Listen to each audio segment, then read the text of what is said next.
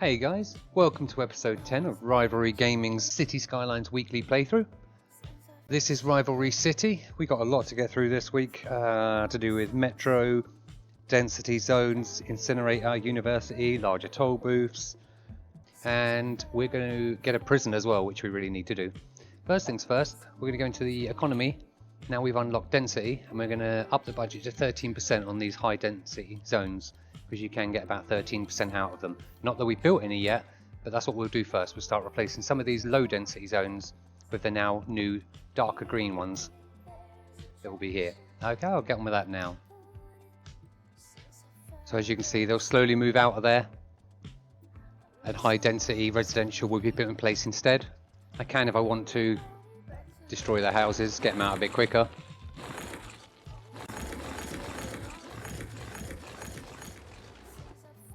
And it's already selected to be dark green, high density. Okay. Right, so we're going to build our first incinerator plant, which is going to take over from the landfill sites. Well, not all of them, obviously, it's going to take some time. Now, you can't build these, obviously, they've got to be built in the industrial area, just like the landfill sites. So I want to build it fairly a bit closer, more close to the city if I can as well. So let's put it in here. Okay. Garbage reserves, another 4,000. So now the this one, I can select to this landfill site. We can select him to unload. Empty building to another facility. So they'll start emptying that. It takes ages. And when he finally empties it, I can either delete it, or I can just start reusing it again and filling it up. We're going to need a few incinerator plants, but they're about 30 grand each. Let's just build one for now and see how he gets on with stuff. And it'll tell you how much, when he's full, how much he's producing and stuff per week. We also just unlocked large toll booths. So let's put some of them in now as well. Okay, and then we have our finished toll booths. Let's set the prices. So these new dense residential areas can house up to 9 households, where these normal low density only take 3 households. So you're getting 3 times as much in the same space. But it does take a hit on your population when you're doing this, because it takes a long time for it to change over from low density to high density. You don't have to do it this way. You can just expand your area and build loads of high density and just leave all this as it is. But I like to pack them in. I keep the roads efficient and stuff, so there should be less traffic as we go along. And if they are all packed in like this, everything's closer together, they're closer to the shops, closer to work, so everything takes less time, hopefully, meaning it will be more efficient and less cost, because there's less road network and subway network, metro and stuff to build and upkeep and maintain cost-wise. So it makes it cheaper if you can squash everything in. May not look as pretty sometimes. Reminding me of pretty, during this episode at some point, we'll be updating Oriental Hills and doing as much as we can afford to sort of start making it looking prettier. This is going to be left as low density residential, and we want to make this area look a lot nicer. We're just going to try and pretty this up a bit. As well as this, at some point, this is going to be prettied up even more with, like, I think you get park benches and stuff like that. It'll look pretty cool. No one will use it for that, but it will have a higher sort of land value around this area, I believe. Okay, so this area here in particular, right next to the bus station and the bus sort of hub area with a taxi place, I'm going to try and make like a metro hub area with lots of metro lines coming off to spread out across the city. But this will be the main hub area where they all interlink. I'm going to try and have them turned around the other way, that way round, and have them all sort of coming in and out.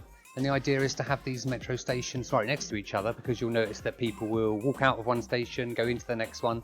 So to have them real close together, they'll be able to access from this main hub, they'll be able to access the whole of the city. So even if they're over this end of the city, they can get a metro line straight into this hub area and either jump on a bus, taxi, or another metro line to get over the other side, over here. That's what it'll end up like. When I do eventually get trains, I'll have to put a train station around this area as well, so it'll be a main train hub area. This is all for passengers, not for cargo. I'll have to do something similar with cargo later when I get... I've got the train line here going out of the city, and that's how I can get cargo. Once I get train stations, I'll get the cargo hub station. Okay, so first off, I've removed everything and flattened out the land. Otherwise it doesn't let you build everything next to each other that you want. Okay, so this is the hub area for the metro station. I've done them underground, so they take up less space. You can join these roads up wherever you need to. This is just a simple 2-lane road at the moment. If I go underground, well, I go above ground, you can see the entrance ways there. And underground, you can see the entrance ways to the metro stations and where the lines are about to be used. There's probably several different variations of this, the way it could be used and done. I can't seem to get a better one for these two. They go in a group of 4 quite nicely like that, because they go either side. This is the first metro station.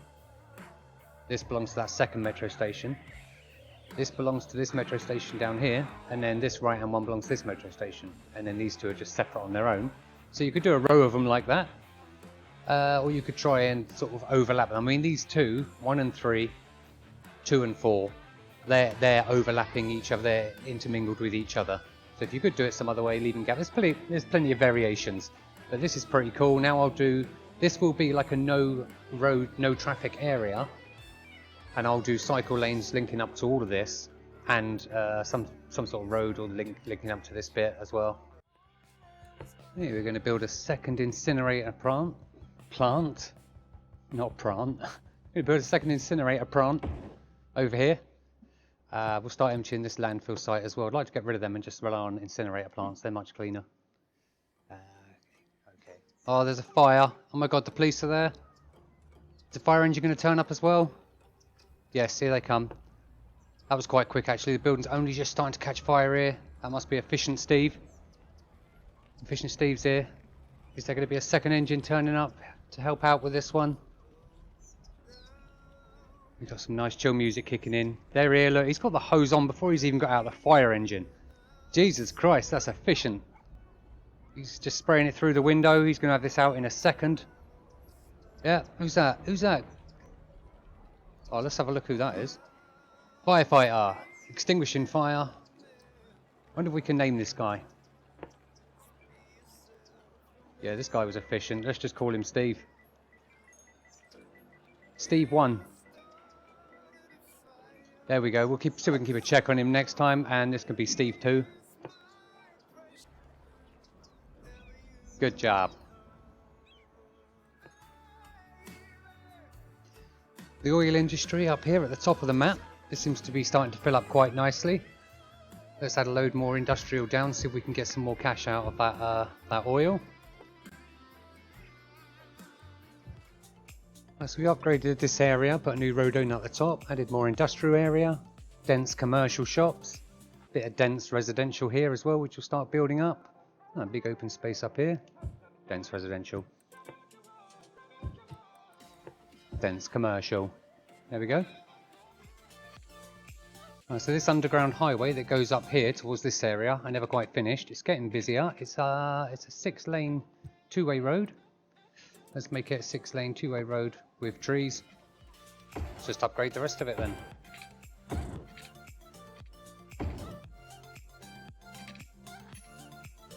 Sorry guys. Okay guys, I think we'll leave it here for this week. We've done quite a lot. We've still got quite a lot on our list to get through on this. Just realised we need elementary school, high school and a university because our budget is up to full and our school occupation is all pretty much at full. It's overpopulated now. We need a new area and a second highway into the city over here somewhere.